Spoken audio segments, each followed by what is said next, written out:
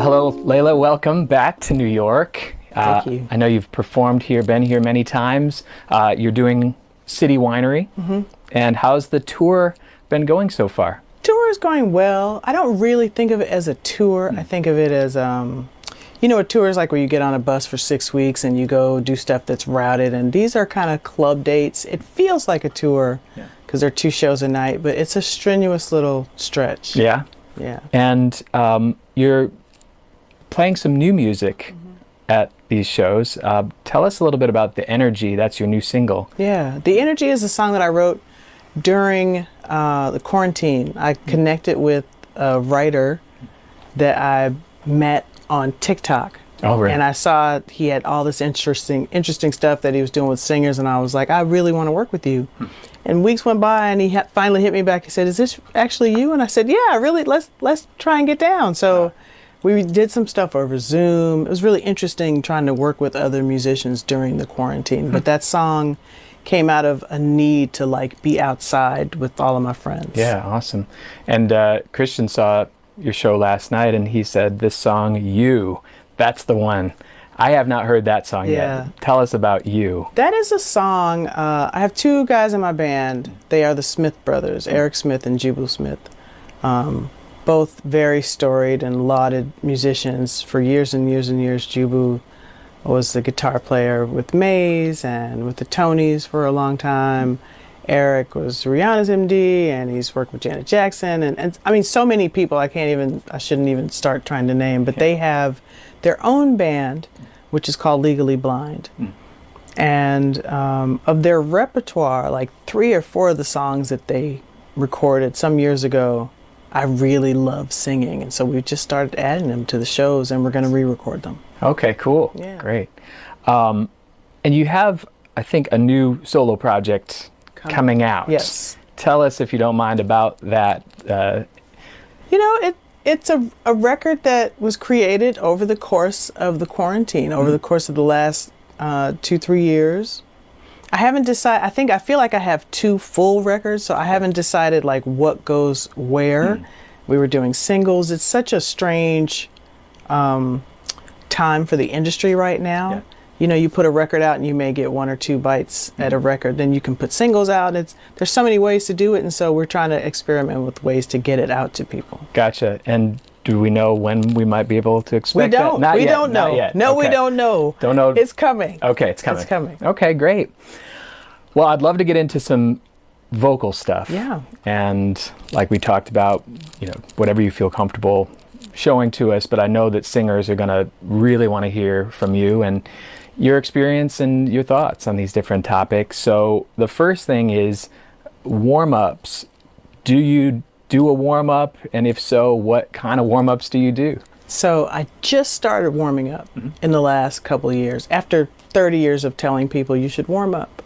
I did not do it. And a lot of times what natural ability will afford you, you know, you can skip that sometimes. Yeah. Ultimately, you're going to have to warm up your instrument. Yeah. And I had a good talk with Patty Austin about the longevity in your instrument and really warming it up, and it goes to your body as well. Yeah. Had a good talk with PJ Morton a couple months ago. He said, well, you know, I wouldn't go play basketball without stretching.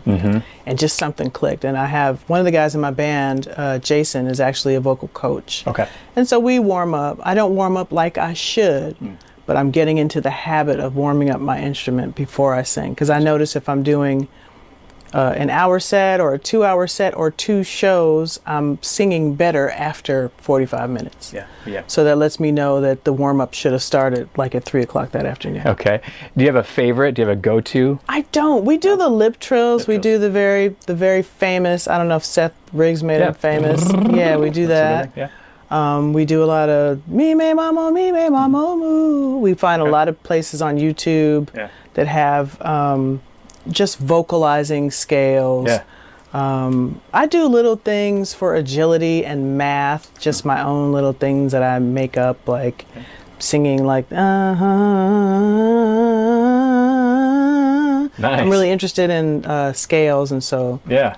I do that kind of stuff. Who are these people that you were saying you should warm up when you weren't warming up? You know, I yourself? go do clinics for singers and Gotcha. talk to musicians, and I feel like even for your guitar players, for horn players, you have to warm up. And I think singers, we're probably among the laziest of musicians because a lot of times it's a very natural thing. Yeah. And so with that natural gift, you tend to just kind of float into a room and do your thing and then float back out. But you definitely need to warm up your instrument. Gotcha. Do you think about breathing? Is it just sort of totally natural for you, or is there a way that you think this is a good breath for me and this is a breath where I'm not so sure?